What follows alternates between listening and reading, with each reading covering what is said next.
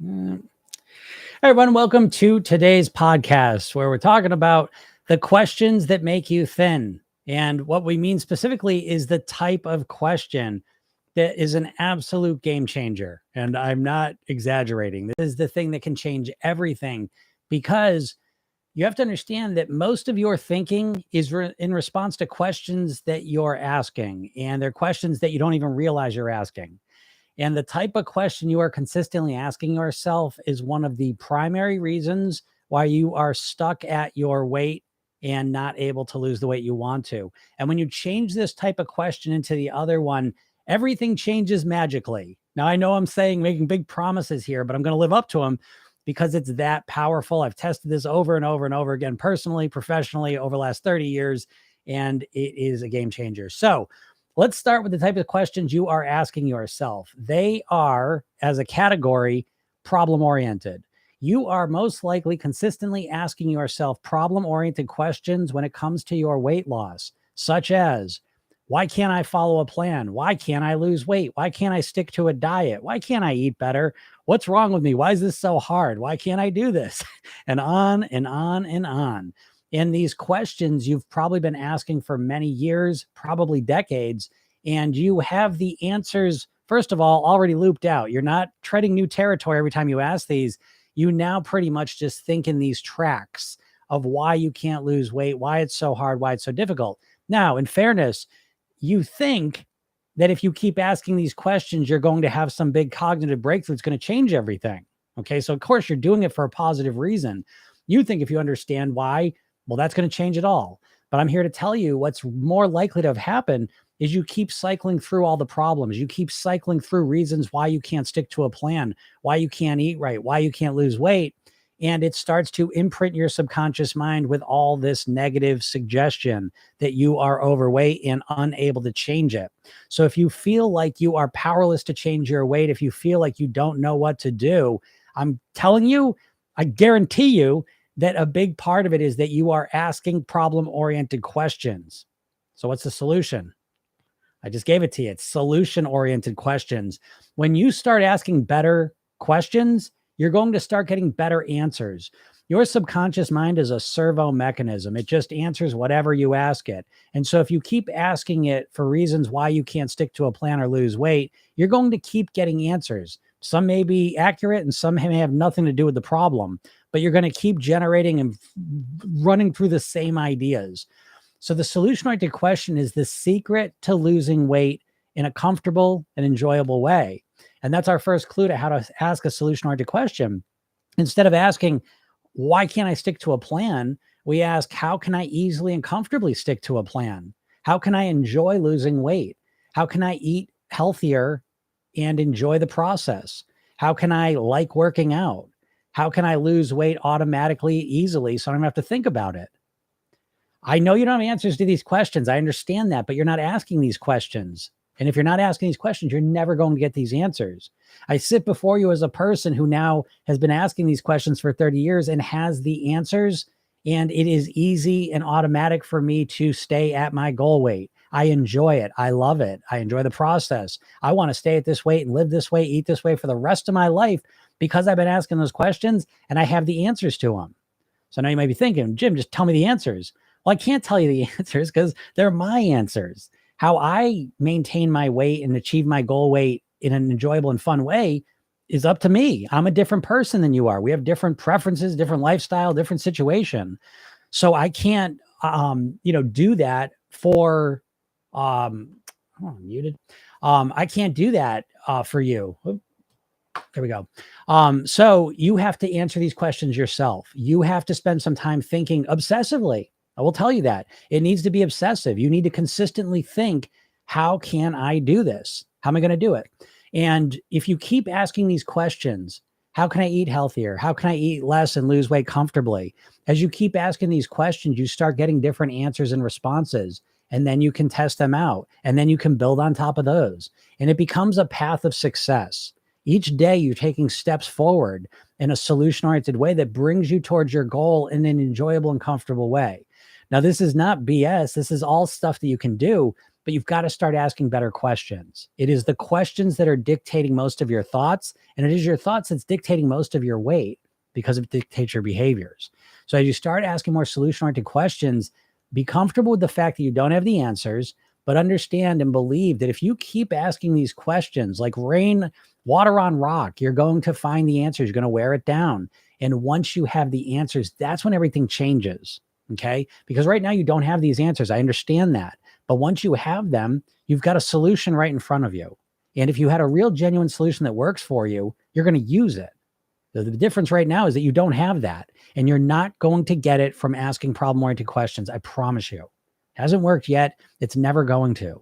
So the secret is to start asking more solution-oriented questions about what you want and how you want to achieve it. And I guarantee you're going to end up in a much different place. Okay. If anyone has any questions, feel free to ask them. Dawn, you said I was muted. I am having muting issues all week. Can you hear me now? Oh, I see. Yep, it's flipping. You know what? I think this one's bad. Yep, there it is. Little green and red light, right? There it is. So yeah. Can you all hear me now? Imagining? Yes, okay. Yeah, I like to use, you know what? I guess these things are, what are you gonna do? I gotta say, this thing was like $20. And for $20, I gotta say, it's worked pretty well, lasted pretty well, but seems like it is on its last legs, because every day I've done a call this week, it's muted. So anyways, which sucks because it was a good lesson, but you understand, when I do these calls, I live stream them to YouTube, and then I cut the first 5 minutes or so as like a lesson I do, and I put that up on TikTok. But watch this lesson tomorrow. I'll have this up. Yeah, tomorrow morning. I always put them up the next day. Because this is a really important one. We talk about mindset. I was thinking that today. A lot of times with weight loss now, and I see your question. I'll get to that in 1 second. And hey, Natasha, was I going to say, you hear a lot of buzzwords now, right? Because people are starting to wake up to the fact that diets don't work. And so what you'll hear now is buzzwords like, oh, I don't need a diet. I need a lifestyle change. Or I don't need just a diet. I need to shift my mindset. And that's good. It's good to hear those things, but make sure that you're hearing details of how to do that. Don't just let people, bullshit you with, oh yeah, lifestyle, mindset. Because to be honest, I think Weight Watchers does this a little bit with the mindset piece.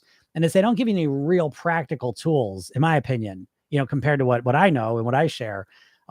So make sure, I do think you need mindset, right? So I always think the weight mastery, I'm starting to call it the weight mastery pyramid. I'm going to put a training out for this. But the 3 pillars of weight mastery, and I put them in a pyramid shape to designate what's most important and how to think of them conceptually. The bottom level is mindset, then lifestyle, then eating. And I think that's important to think about in that way, because mindset's the most important thing. Then you stack lifestyle on top of it, and then it's the eating strategies. Thank you, Don. And so we want to, when we hear mindset or lifestyle, that's great, but we want specifics. All right. And so again, how to change your mindset, asking better questions is one of the core ways to do that. All right. Let's see here. Someone says, when you say flour is bad, do you also mean lentil flour and all the gluten-free flour? So let me just clarify. I don't really think anything's necessarily bad necessarily, but I think, because everything's good and bad, right? And so flour is okay in moderation. But here's where some of the context you want to have when it comes to flour is, first thing is to understand that flour, the flour like you would make, like if you were living back in the olden days and you made flour, you'd probably make a different flour than what you're consuming today. Okay. Because the flour now is missing, the outer shell of it, where there's more fiber and more nutrients, and it's really just the middle part of it. And it's super, super pulverized and floured. And so what ends up happening is when you consume it, and this is the same with sugar and flour are both like this. When you consume the flour, it's been powdered. Think of it as like pre-digested almost. So when you consume it, it's very quickly absorbed. And so flour and sugar spike blood sugar typically because they're absorbed so fast and they go into your blood. And there's not much left after that, right? So it's not that flour is bad, but it's that typical flour, is typically going to be powdered, and it's going to spike your blood sugar, other effects with it. So lentil flour would be better, okay, because wheat flour itself, again, usually it's been stripped of a lot of its nutrients, and it's just the endosperm, so they call it, that you're consuming. When it comes to lentils, you're getting usually the whole lentil, okay, and so it's a more whole food. This is why I guess there's debates, whether white flour or whole wheat flour is better. I'm in the camp of whole wheat flour is a bit better. Still, again, it's not ideal because it's been floured. And so now we go to lentils. I would assume lentil flour would be healthier blood sugar wise than wheat flour typically. However, I would rather eat lentils. So there you go. Gluten-free flour, it's kind of the same thing. It doesn't have gluten, so you don't have the gluten factor of it. But again, you still have that really fast absorption. And the thing with the really fast absorption, right, specifically flours and sugars, is that it creates like a tsunami effect. And that's how you should think about it. It's funny. Well, it's not funny, but where I live, there's been flooding for the last month. And what they say is like, we got 4 inches of rain in like an hour. And, they were saying like, if you got 4 inches of rain over the week, the systems can manage that. They can handle it, right? It's when we get the tsunami effect of all of this rain all at once, it overwhelms the systems. You see? So it's not just a matter of the 4 inches of rain, that's one part of it, but it's also the fact that it's been, coming all at once. So let's just stick with lentils, for example. If you're going to consume lentil flour, you're going to absorb that really fast. If you consume lentils, it's going to take a lot longer to break those down. And so you're going to absorb them a lot slower. And so what this affects is the glucose, right? All this food breaks down to glucose in your blood. There's your blood sugar.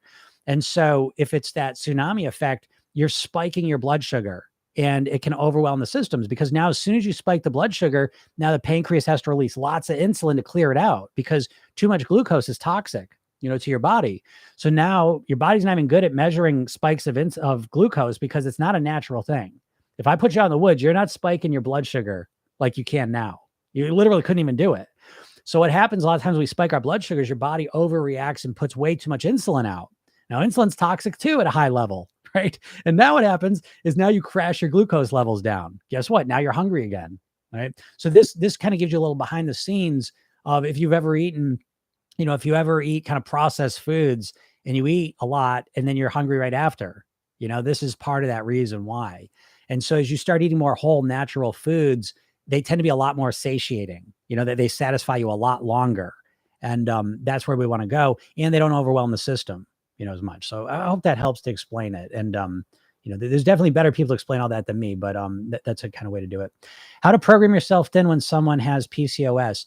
Yeah. Okay. So I work with people with PCOS, and it's a challenge. It's a real thing. I wouldn't, pretend like, oh, it doesn't matter, just whatever. It's a real challenge. It may slow down your weight loss. Okay. That being said, at the end of the day, it really comes down to what you're putting in your mouth consistently. And, there are physical things, right? So if you're insulin resistant, if you're thyroid issues, menopausal, PCOS, Hashimoto's, these are all real things. Okay. But even in those situations, it comes down to what you're putting in your mouth consistently. And so to program yourself thin really is about programming yourself to eat the foods that get you to your goal weight. And so it's not some magical thing. It's really taking a step back and saying, why do you eat what you eat? Right? Why do you do it? You probably have no idea. You like what you like and you eat it, right? And then you go on diets and you try and change it. And so it's really kind of about that process of how do you get yourself to eat the foods that you should? Because we all know what we should eat and shouldn't eat. Most people, it's not an information problem. It's a problem that they don't know how to get themselves to change their behaviors. They don't know how to consistently change what they're eating. And so PCOS is the same thing. I help people with PCOS lose weight. So that's not something that's going to prevent you from losing weight. It may slow it down. It may make it harder. It may take a little longer, but you can still do it because it all comes down to what you're putting in your mouth. And what you're putting in your mouth really comes down to what you're thinking consistently. It's a reflection of that. Do you like seafood? I like seafood. Yeah. Okay. I guess I won't answer that. Thanks you very much. It really helps a lot. Good. I'm glad I, thank you so much. Too bad, that person left. I like seafood. You know what? Here's the thing with food, right? Is that And this is part of the programming, is how you think about, because I was thinking about this, like, it's not a willpower thing. Like how you eat is really not about willpower. It's way more about how you think about food. It really is. And so what most people do when they're trying to change how they eat is they're trying to rely on willpower to just stop themselves from eating whatever they want to eat. But it's how you think about the food. It's the associations you have to the food that are the biggest impact on what you're going to put in your mouth. So when it comes to seafood, yeah, like taste wise, like I love seafood. I like most fishes. I love crabs, lobsters, oysters, clams, all that stuff, shrimp. That being said, I'm also aware that there's mercury issues, pollution issues, all the rest of it. And so I'm very sensitive to how much seafood I put in my body, and that's part of the reason why I don't eat meat. I'm a pescatarian. And again, I eat very, very little fish. I really build my diet around plants.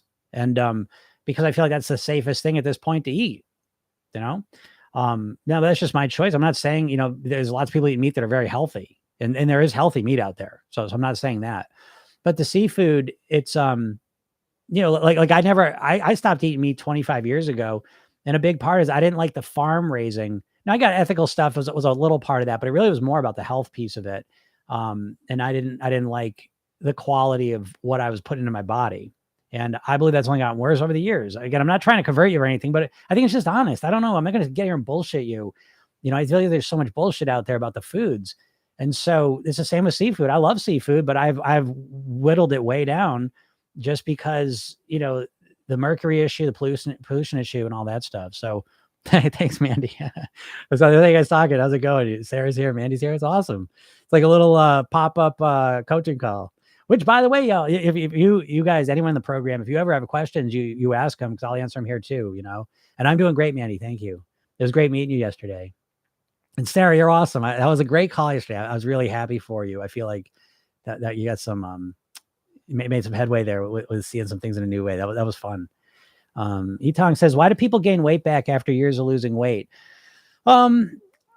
Well, people do gain weight back. 95% of people, it's estimated, gain weight back after dieting. I don't know if it's usually years of losing weight. It's typically weeks, months of losing weight. Rarely, you get to a year, that's why I would say, like, most of those people put the weight back on. People getting past years, that chance of keeping it off is a lot better. Okay.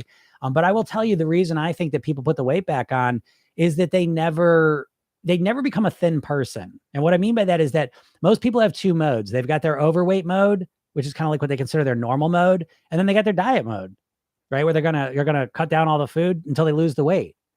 And this is where people most run into problems. And I'll tell you, like, I don't know, you probably don't even believe this because it doesn't make sense, but none of this makes sense. Right. Why would someone lose weight and then put it all back on? And that's the norm. That's the usual thing that happens. So that doesn't make sense.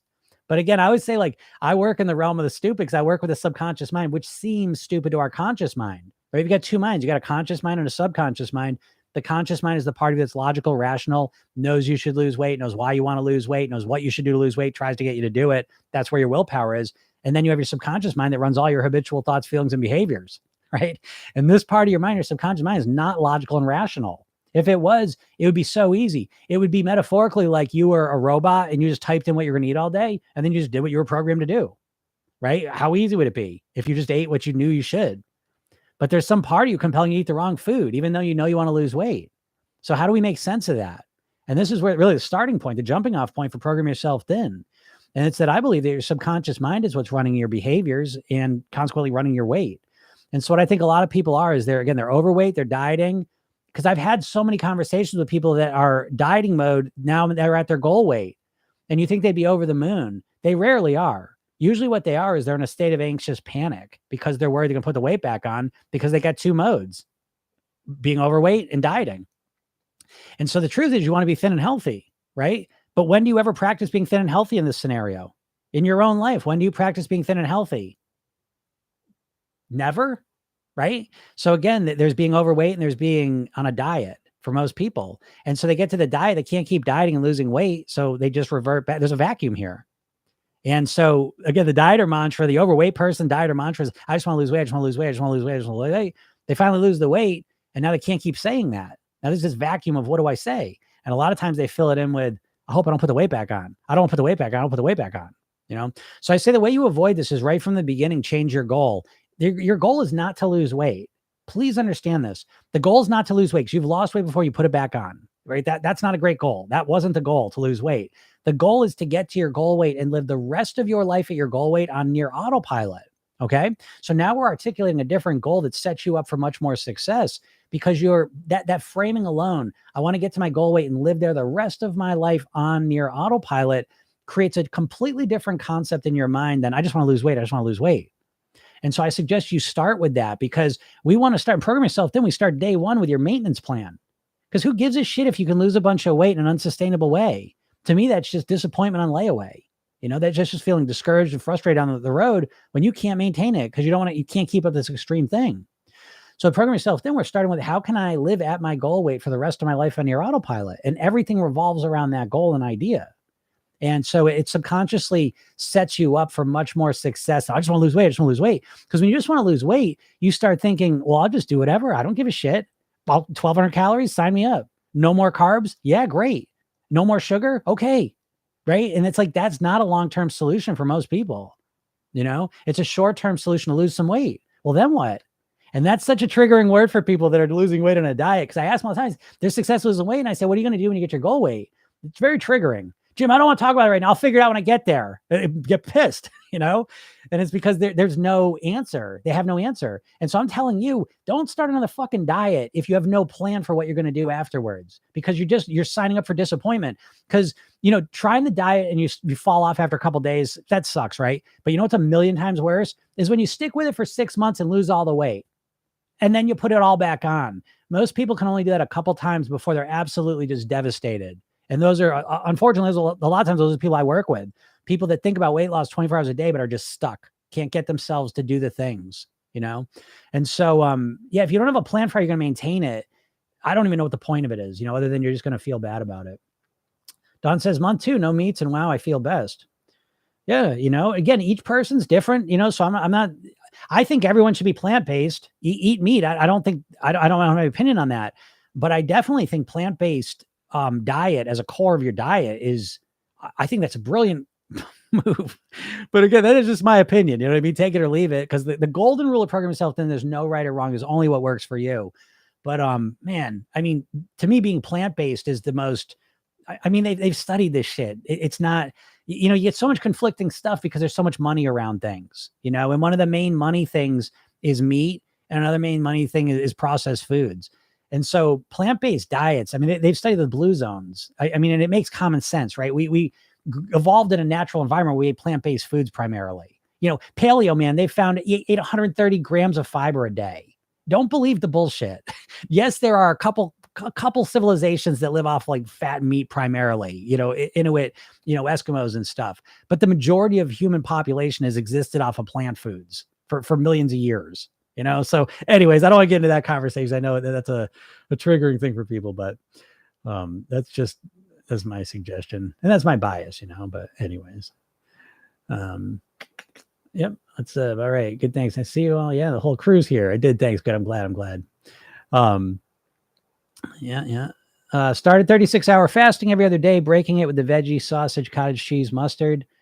Angelina. All right. Yeah. How's that going? 36-hour fasting every other day. Good Lord. Yeah. Is that good? Is that good? Well, again, like I just said, there's no good or bad in my world. There's only what you want to do. I mean, that sounds terrible for me. Like I would be a stress case if I was trying to fast 36 hours every other day. Like I'd be a wreck mentally and emotionally, probably physically. I don't know. So is it good? I don't know. How do you feel? Right? How's it working? You know, that's what I'd suggest. If it's going great and you love it and you look forward to, you know, each 36-hour fast, then I say, keep going. You know, if you're feeling good, looking good, all that stuff's great. If it's really difficult for you and you're having a hard time getting yourself to do that, after a little while, you know, is that something you plan on doing forever? You know, those are the questions I'd want to ask. So it's not so much if it's good or bad. It's, how do you feel about it? You know? Oh, good. Yeah, Mandy and Sarah, you guys are reading that book. It's so good, isn't it? It is very witty. I'm a big fan of his. Sweet Rosie, you make it easy to understand. Thank you. You're welcome. I appreciate you saying that. That's really what I take most pride in is taking, kind of complex ideas. I read a real lot. I mean, I went to college and stuff, but it was like business. I'm not really like a science mind. I'm not a math mind. I'm not that person. So I like to read things. I have to read some things a lot of times, but my goal is to make them practical. As a hypnotist, it's all about communication to me. And so I don't care about teaching some highfalutin idea. I just want to make something practical that's going to change the way you think about stuff. So that really is a goal of mine. So it makes me happy to hear you say that. Yeah, Mandy says, so true, Jim, we get so stuck on losing weight, we forget about the what's beyond that. Yeah, exactly, Mandy, right? And it's so important to remember that. One thing I'm really struggling with today is body image, as in seeing yourself in the mirror. Okay, yeah, so that's a good one, right? So when you're first starting, so program yourself then, the program really is built around who do you want to be, right? What's the best version of you? And not just how you look, but what's the best version of you? You, how you think, how you feel, how you act, how you behave, your relationships, your work, all the things that are important in your life. What's the best version of you with those things? That's the key thing. And so we want to step into that version of us as much as possible, because every time we step into that version of ourselves, imagine ourselves practice being that version, we become more of that version. It's kind of like when you go to the gym and you lift weights, you're not faking it until you make it. You're building muscle. And so the more you imagine yourself as the person you want to be, the better. Now, at first, what happens, people start to say, well, I'm imagining myself thin and healthy, and then I look in the mirror and I'm not. And it's jarring, it's shocking what the difference is.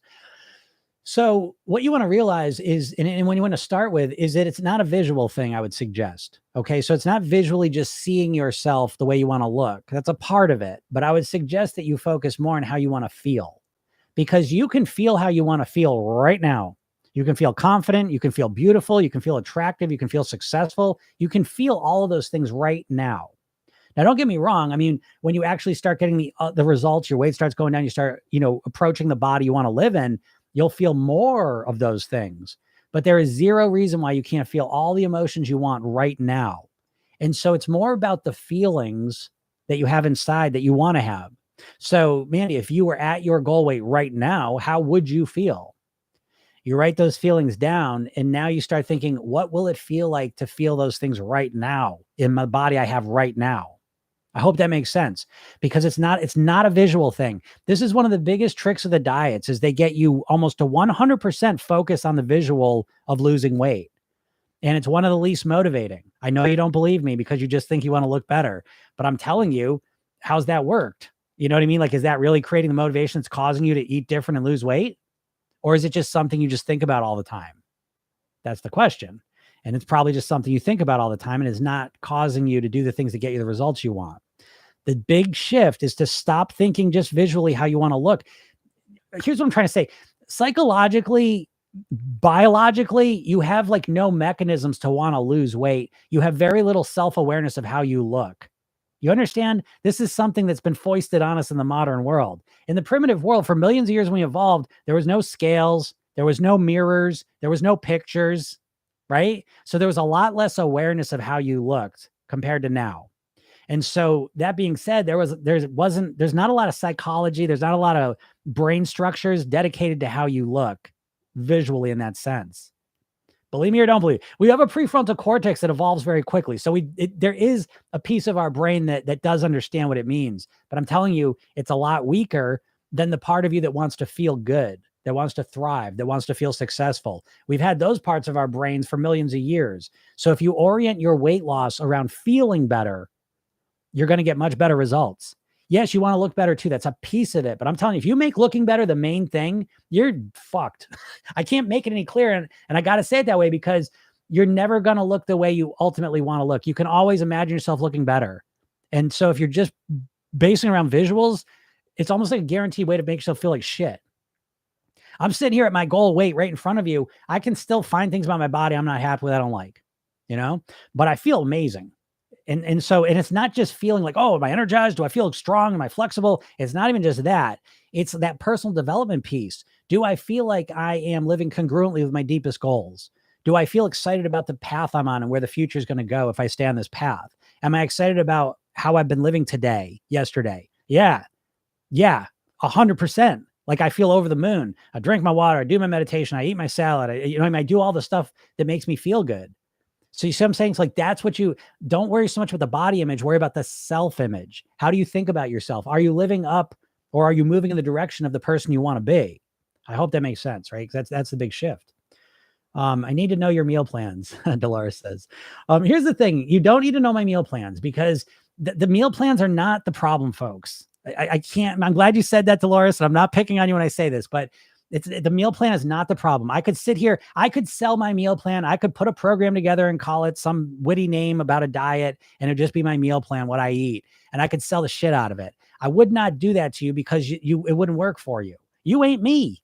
You have to get yourself out of this mindset that, because this is what every diet, if you want to take every single diet and workout program that's ever been made and put them into one bucket so that we can categorize them in one way, it's this, that they're always giving you the perfect plan and they're saying, here you go, now go follow it. And it's up to you to follow it. And what do? You use your willpower to try and follow it. And it lasts a couple days and then you can't do it. And you just go back to what you always did. So it's not the meal plan that's the problem. It's the fact that you have no understanding of how to change your behavior. And so, yes, in Program Yourself Thin, I give you guidance of how to create your own meal plan. I give you, nutritional nourishment guidance about how to make the best choices. But you've got to figure this out for yourself because Dolores, you probably don't like the same things I do. Right. So it's like, do you love peanut butter? I love peanut butter. So peanut butter is a big part of my strategy. But if you don't like peanut butter, what are you going to do? Just like what people always do with diets. You try and fit a square peg into a round hole. You try and force yourself to follow a plan that you fucking hate. Right. Does anyone like doing keto? Cut it out. Because if you're not currently doing it and loving it, then you don't like doing it. I love the way that I eat. I love it. I love what I eat for breakfast every day. I love what I eat for lunch, and I love what I eat for dinner. So it's like, and I love what again, so let me give you a little bit of guidance, Dolores. In Program Yourself Thin, we follow a 5-2 model, 5 days of clean eating, 2 days of pleasure eating. There's a lot of psychology built into that, and a lot of strategy built into that. But the idea is that you have to figure out what you like to eat, what satisfies you. Everybody's different. What satisfies me may not satisfy you. But I now have a way to eat where I know when I eat breakfast, I'm going to be fully satisfied until lunch. I know when I eat lunch, I'm fully satisfied till dinner. I eat dinner, I'm good for the rest of the night. But I had to work on it. What works for me? Not only what satisfies me, what do I enjoy eating? What do I enjoy making? What's easy to get? You see? So there's more to it. And I think that's an important point because I think as long as you're just chasing a meal plan, you're going to just be spinning your wheels because that's not even the problem. All the diets work. They've tested all the diets. You know that? They've tested low fat, low carb against each other. And as long as people were following, they got similar results. There is no supreme diet ultimately. Yeah, keto is great because you lose a lot of water weight and muscle weight fast. So it seems exciting. But after the initial, loss, they all end up being about the same. And so it's really about figuring out what works for you, and I can't tell you how important this is because once you take a little bit of time to figure out what works for you, now it's way easier to follow it, and that's the main part. Lisa says, thanks, Jim. Can't listen at work. That's good. You got a few minutes in. Sarah says, body image is a big one. Telling myself I love my body doesn't work well. Yeah, Sarah, I'm glad you said that. That's the thing with affirmations and stuff. We never want to bullshit ourselves. Okay. I will tell you one thing about loving your body. I'll give you a little hack here. Because what you're doing is just, I love my body, but what you're doing is you're thinking visually how it looks. One way to actually genuinely feel love for your body, because I love this one. This is such a great example of, you should feel love for your body, right? I think everyone on the planet would be like, yes, I should love my body, right? And you would tell everyone else that you should love your body, and it's one of these bullshit things because we can't actually feel it, right? So it's like, it sounds good, but we have a very hard time actually generating a feeling of love for our body, right? So here's a little hack that can work really well for that, is that we start off with our functional body, not our aesthetic visual body. Okay. And so this is a shift. And so what you do, and this is really helpful because, again, you don't know what you got till it's gone, but it's looking at your body and genuinely loving it, loving that you can see because you have eyes, loving that you can pick things up because you have hands, loving that you can breathe easily because you have lungs that are healthy and work well. Right. Now, again, I'm saying if you don't have hands, then you're happy you got feet. So everyone's got something, everyone's got things they're not happy with. But when you start looking at your body functionally, that's a path to genuinely feeling love. right? So if your legs are working well and your spine's working, you can walk, just walk, right? Again, through relativity, we look at someone who can't walk, right? Someone's in a wheelchair, has spinal disease, paraplegic. Then all of a sudden, we don't do that a lot, right? Because what are we doing? We're comparing ourselves against supermodels. So I want to look like that. Well, I don't look like that. I don't love my body, right? And getting that weird thing. So again, I like to start to genuinely feel love for your body, genuinely go into the functional aspects and, think about your body compared to other bodies. All right. What about gluten? Yeah, I mean, gluten, again, some people have gluten intolerances and all the rest of it. So I think just in general, cutting down the carbs, the refined carbs, cutting down flour, cutting down wheat, I think is a smart move just in general. The number one source of calories for adults in America is baked goods. So, again, it depends where you're at. Some people are sensitive to gluten, have allergies. Some people aren't. So there's that. First of all, if you're sensitive and allergic to it, obviously cut it down as much as you possibly can. But I think just in general, across the board, this is why I think keto, it works. And it's the diet that really dazzles people's brains because it subtly gets to the point that we're consuming way too many refined carbs in this culture, so I think we can always work to reduce those a bit.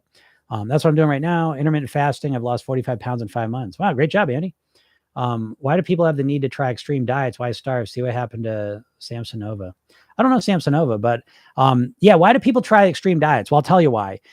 Typically what motivates people to want to lose weight is a pain-based experience, right? Spontaneous pain-based experience. You step on the scale, you see a picture of yourself, the clothes, that you swore would always fit, don't fit all of a sudden. Someone says something shitty to you, you got a doctor's appointment coming up and you freak out. And you're so upset about the situation you're in that you get into a very, very emotional state, a state of anxiety, panic, stress. And in that state, you're just ripe for the picking for these extreme diets. You say, I don't give a shit. I just want to lose the weight. And then, you do water fast, 36-hour fast, no more sugar, no more carbs, 1,000 calories, whatever. And so I think that what precedes all extreme diets is extreme desperation and pain. And I think that's where a lot of people make their weight loss decisions from, a state of extreme pain, and so, which is another way to say that you don't really know how to motivate yourself. That spontaneous pain that you feel isn't long lasting, and that's why it doesn't last. And so again, program yourself. Then the very first thing you go through is how to motivate yourself, because you don't know how to motivate yourself. You don't, unless you're actively following a plan on losing weight. You most likely don't know how to motivate yourself because again, you just got in the cycle of this extreme pain. And then you get so desperate, you choose some crazy one meal a day, whatever extreme thing it is. And then you try it for a little while, it doesn't work. And then you just go back to whatever, wait for the next pain-based experience, just repeat it. Right. That's what most people do. Yeah. I said yesterday, the guilt I have with meals is such a huge thing to tackle for me. Yeah, Mandy, we'll talk about that. Let's talk about that because that guilt with the meals is such a huge thing. Sleepy time, but I love bagels. LOL. I love bagels too. I eat bagels every week, but I eat them on the weekend though, and I eat the hell out of them. And what I mean by that is I eat one a day. I'm not eating them all day long. But what I mean when I say I eat the hell out of them is I get special bagels delivered from New York. They're really, really good. And I enjoy those bagels probably more. See, like this is what people don't understand, I think, is that how do you get the most? So what do I say? Program yourself 10 is a 5-2 philosophy, 5 days of clean eating, 2 days of pleasure eating. This pleasure eating piece is something a lot of people don't really understand, but it's a huge part of the process is how do you get the most pleasure possible out of food? That's what the whole program's built around. Now I know your initial response, well, I'll just eat everything. That ain't the most pleasure. The most pleasure is when you're eating what you truly enjoy and love eating at your goal weight, when you're in control of your health and control of your eating and feeling like you're in control of yourself. That to me is the most enjoyable, pleasurable meal you can possibly have. So I eat bagels, but I eat them on Saturday and Sunday. I love bagel sandwiches so much. These bagels are so good. I eat them guilt-free. And so it seems like a good balance. This idea, I hate this idea about dieting that you can never eat a certain thing again, because I think there's no quicker way to feel deprived and to knock yourself off track with your eating plan than to say, okay, no more sugar, no more carbs. Because as soon as no more carbs, your brain starts going to like, oh my God, but I got Billy's birthday party in 3 weeks. What am I going to do? Just sit there and not eat any cake? You know what I mean? Your brain just starts going, looking for all this stuff. It's bad strategy, in my opinion. If it works for you, ignore what I'm saying. But for most people, they want to do keto, but they can't. And I think a big part of that is this all or nothing mentality. So yeah, sleepy time. You can eat bagels, absolutely, and control your weight. Thank you, Jim. I really need to write them down more and put them into reality. Yeah, Mandy, exactly. I'll get to my natural weight for life when no longer care how fast. Don, I love that. I love hearing that. That's the difference between conditional and unconditional motivation. Tony Robbins used to always ask the best question. He goes, if you had a kid that was learning to walk, how long would you give them to learn how to walk? Right? How long would you give them to try walking until you cut them off and said, that's it. You suck. You're done. Right? It's a silly question because there is no time limit, right? My kid's going to practice until they learn to walk. But when it comes to weight loss, is that what you're like? Or are you like, well, I've been eating good all week. You know what I mean? Like, it's very conditional. If the scale doesn't, show you what you expected, that it's very difficult for you to stay motivated, so getting rid of that, how fast it's going to happen, is one of the best things you can do to master your weight. Very, very helpful. That means I love that because that's exactly how I feel. It's what I look like as key, but it shouldn't be. Yeah. How can I lose weight with Hashimoto's? Wow. So, okay. Same way anyone loses weight, you change what you're eating. That's how you do it. Again, I work with people with Hashimoto's, PCOS, menopause, thyroid issues, all of it. I've helped with people with all of the physical issues, and they all lose weight when they change what they're eating. So yes, those are real physical issues that may slow down your weight loss or make it harder. I'm not disagreeing with that part, but at the end of the day, it always comes down to what you're putting in your mouth consistently, and so how to lose weight with Hashimoto's is you change what you're eating. You obviously reduce the calories that you're consuming. And to do that in the easiest way possible, again, I think plant-based, if you can do it, you know what I mean? Like, if it works for you. And if not, it's just kind of, it's trial and error. Understanding calorie density is really, really helpful, so that you can reduce calories and feel full. That's the holy grail of weight loss right there. And so when you have foods that agree with you and that you're okay with you, that are low calorie but satisfy you, that's how you lose weight. That's how we all lose weight. No to keto, Sarah says. I couldn't live without carbs. Yeah, me either. You see, and that brings it back to the point. Like, again, what's your goal weight, right? So say, well, how do you choose a goal weight? This is a sketchy area for a lot of people because their goal weight is really just like this arbitrary number they've been holding on to forever, and it doesn't have a lot of meaning. And so you've got to, that's the first starting point, is what's your goal weight and why? I asked that. I've done over 5,000 private weight loss sessions. I always ask, why do you want to weigh that? And I work with very smart, successful people. And the answer is almost always some shitty answer. Oh, I weighed that when I was 25. Oh, that's when I weighed when I got married or graduated college, or, you know what I mean? It's just like, it has no meaning now. Oh, it's 30 years later. Who gives a shit? You're not 20 years old. What, that's it? That's why you want to be 20 again? Because that's not happening. To be rude, but we need good reasons, because it's not easy to lose weight. It's not that it's not easy to lose weight. It's not easy to change your behavior. Ta-da. That's the problem, right? It's not easy. It's not easy to change your behavior. Anything. It's not easy to learn how to brush your teeth with the other hand. Like, any change is not easy, and your brain resists it. So you better have good reasons why you want to do this. And it starts with a goal weight. And so what I would suggest to you is that you choose the goal weight that's going to be the best quality of life. And to really understand what I mean with that, a lot of people don't realize they're doing this, but they're picking a number that they want to weigh. And it's just kind of like this disembodied number that lives in a vacuum. They're not taking into account that they've got to live and eat a certain way in order to achieve that weight and stay there. And they're choosing weights that they're not willing to live and eat that way at. And I think this is the core of 95% of people's problem, is they're choosing a weight they don't want to live and eat that way. So you're starting with this incongruence. I don't want to do it. That's what creates the ambivalence. I kind of want to lose weight, but I kind of don't. Do you feel like that? Do you think about losing weight 24 hours a day, but you don't actually do anything to make it happen? Part of the reason is probably you're choosing a weight that's too low. What's too low? You're not willing to live that way. Let me give you context. So let's just say you pick a weight. In order to live at that weight, you got to drink water and eat carrots most of the day. Well, that sucks. That's a shitty quality of life. You don't want to do that, but you're not willing to raise your goal weight. Well, I don't know what to tell you. You know what I mean? But again, this is where there's such a great quote. This is from some Da Vinci book. I don't know if he said it or what, but don't let the perfect be the enemy of the good. See, like, that's the thing. The diet has fixated in your mind this idea of perfection, and anything less than that's not worth it. And that's the biggest crock of shit I've ever heard. Because you take your goal weight and think about getting halfway there. If you woke up halfway there tomorrow, would you not feel a lot better? You know what I mean? Like you're constantly, it's this all or nothing mentality of the diet is one of the worst mindset pieces there is, Carbs is life. I do portion control, low carb. That helps me. Yeah, great. Nice job, lucky lady.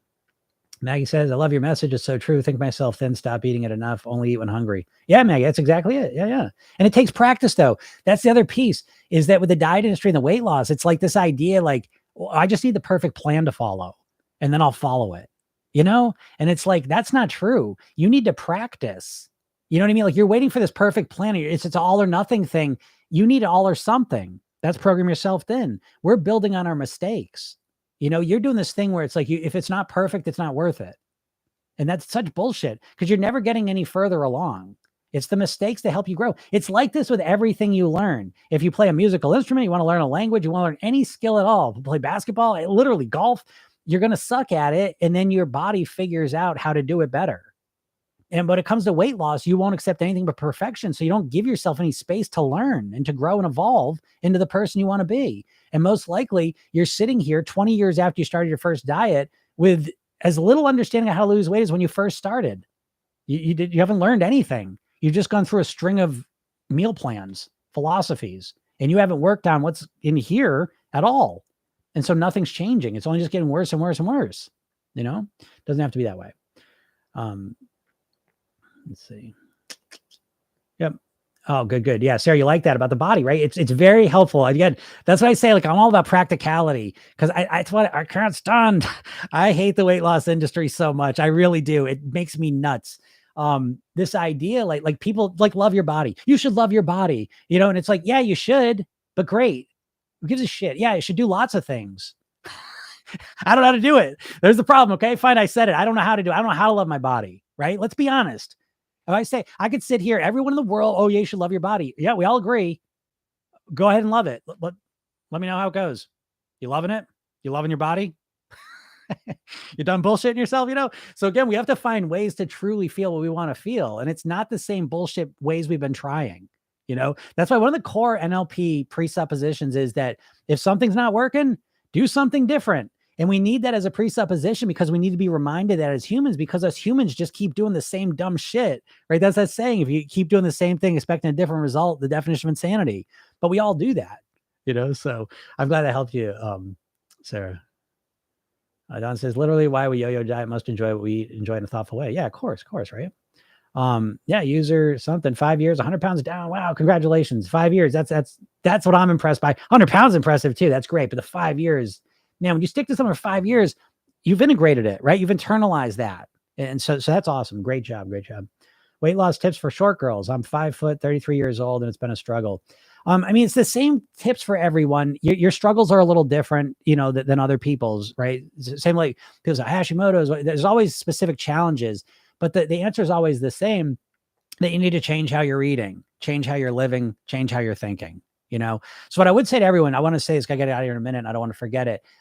If you're not in my world, outside of TikTok, click on the bio, on my TikTok, bio, or go to programyourselfthin.com. And I give you a free hypnosis session. Okay. And it's called The New Thin Me. It's a kickstart session. Please go and listen to this. Okay. Because it'll give you it'll let you test out this approach I'm talking about, because it'll clarify in your mind what you want to achieve. And then most importantly, it helps you connect to it. And I think what you'll find is it's very motivating.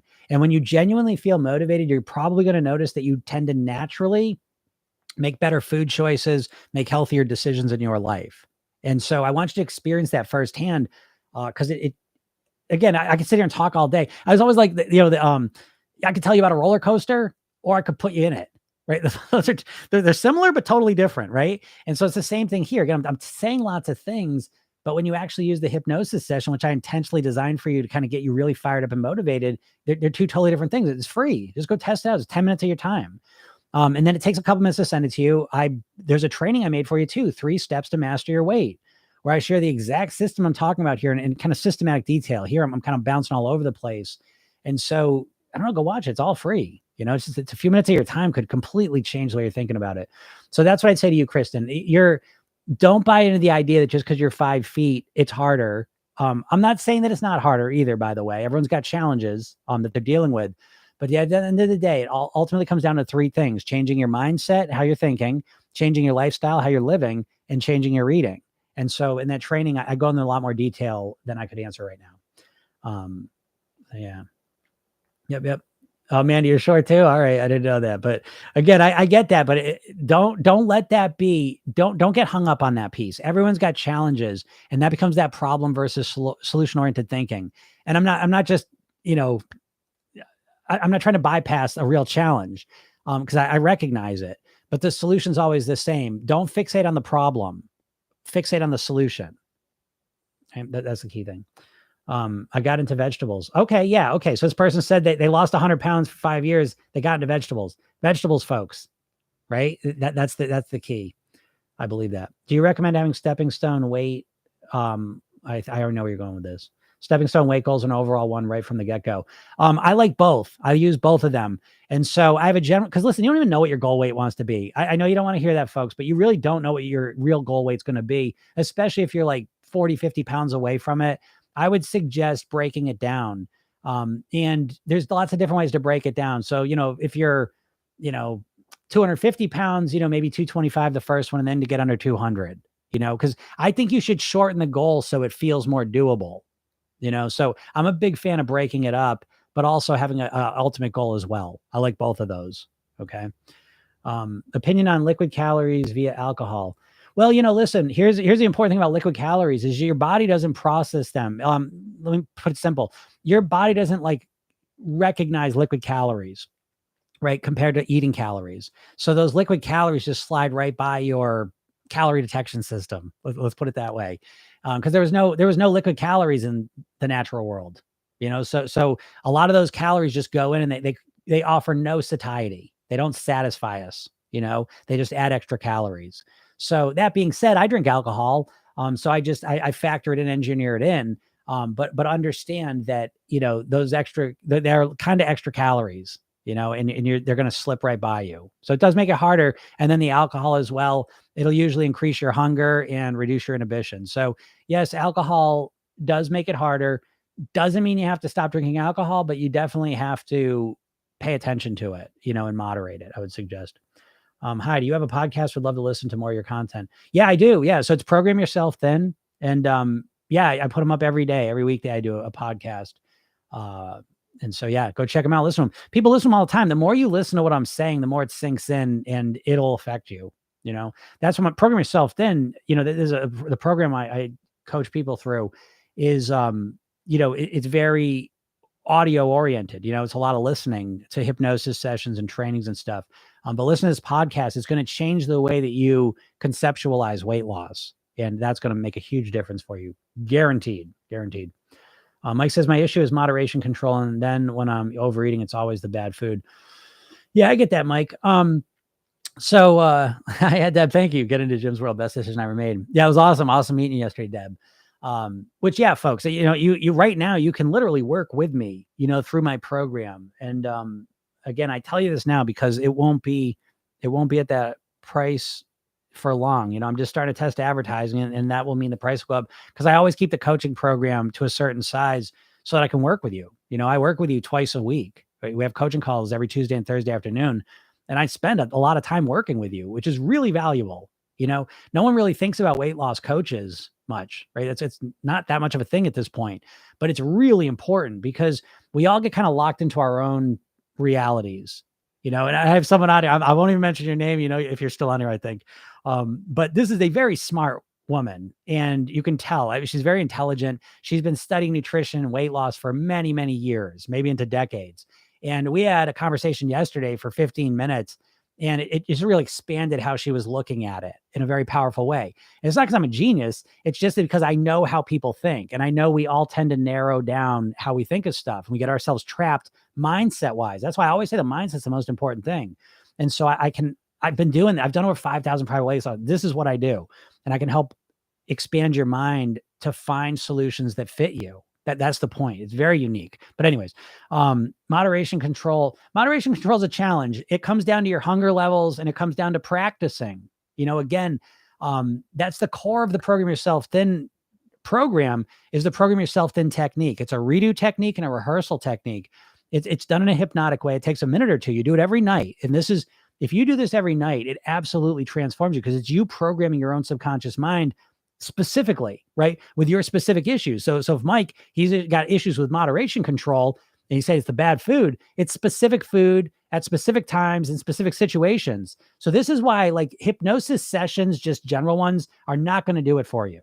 I offer those as a support system to create a mindset. And again, they're offering a much different. In my program, you get like 70 daily. It's an 8-week program. You get 70 hypnosis sessions, but they're bite size. It's very practical and strategic. There's also a library of regular hypnosis sessions, but ultimately it's you have to program yourself specific to your situation. And so you need to program yourself. Let's just say, for example, the moderation, your issue, Mike, is happening very pattern oriented. It's probably happening at night, on your sofa, when you're tired from the day with certain foods, let's just say, for example. And so, again, I could give you a general hypnosis session, but it's way more powerful when you are programming yourself relative to that exact context. So it's very important. So it's hard for me to explain what I mean without explaining the whole system, but what it comes down to is practicing. Who do you want to be in that situation? How do you want to eat in that situation? And you keep on kind of Monday morning quarterbacking it, whether you're always winning or learning. And we look back and use the redo and rehearsal technique to really program ourselves to eat exactly the way that we want to in these different situations. So I can't talk more about it, but I got to get out of here in a second. Thank you, Mandy. Highly recommend the program on day 4. And I feel amazing already. Best thing ever done. I really appreciate you saying that. Thank you. Go check it out. You can see it, programyourselfthin.com. You'll see what it's all about. But I think you'll find it's probably one of the more unique, comprehensive programs than you've ever seen. The Zoom calls are great. That there's no question about that. The program's awesome, but the Zoom calls, that's where I can offer you the most value if I can work with you. Which is better, eating several small meals or like 1 or 2 big meals for weight loss? Lena, listen, it all comes down to calories consumed. And so it comes down to which fits better for you, And so, I wouldn't want to eat several small meals because it's just more work. I like kind of building around 3 meals a day, and optimized. I've now optimized this. My breakfast gets me to lunch. My lunch gets me to dinner. My dinner gets me through the night. And it took me a while to figure that out. But if smaller meals works for you and you like that better, then that's good. But there's no right or wrong with it. It really comes down to calories you're consuming overall. That's the main thing. Have you created any weight loss hypnosis programming for folks with aphantasia, no mental pictures? That's interesting. It's really about the internal dialogue more than anything. So it's less about mental pictures and way more about what you're saying to yourself. So it's more auditory. We're basing it more on your auditory cortex than your visual cortex. So yeah, it's all built around that, really. Thank you to Jim. I turned my sessions into having to brush my teeth, so I'm such a routine. Oh, that's awesome, Andy. Great job. That's awesome. Yeah, good, Mike. I'm glad that helps you a little bit. Again, I wish I could talk a little bit more about that because I love that topic. I got to get out of here, everyone. I got a call coming up. Again, go get my hypnosis session. I give it to you for free. It's at programyourselfthin.com or my bio. Just click to that link. Watch the training. It's about a half hour, but it'll give you a new concept. It's completely different than probably what you've heard at all with weight loss. And then again, check out the podcast. If you listen to the podcast, leave me some reviews, right? If you got something nice to say, just write something nice about it. If you got nothing nice to say, just leave it alone. But I'd appreciate that. That would be helpful. And then I'm on YouTube as Jim Katsoulis. So thank you so much, everyone. Have a great day, and we'll talk soon. Bye.